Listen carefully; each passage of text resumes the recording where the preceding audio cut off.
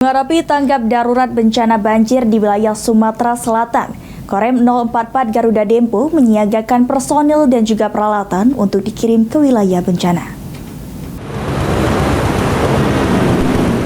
Keterangan tersebut disampaikan oleh Danrem 044 Garuda Dempo Brigjen TNI M. Thohir saat pertemuan dengan wartawan di Korem 044 Garuda Dempo. Menurutnya, sesuai arahan dan perintah dari Kepala Staf Angkatan Darat, pihaknya segera menindaklanjuti dengan melakukan pemetaan wilayah rawan banjir. Serta juga sesuai instruksi Kasat, pihaknya telah melakukan pembersihan saluran air serta penanaman pohon untuk mengantisipasi bencana banjir tersebut.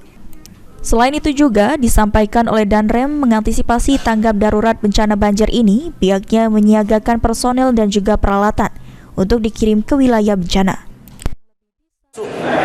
Penyiapan personil kita apabila sewaktu-waktu diperlukan untuk gerak cepat dalam rangka tanggap darurat adanya bencana banjir maupun tanah longsor. Dan di wilayah kami memang ada beberapa daerah yang rawan itu.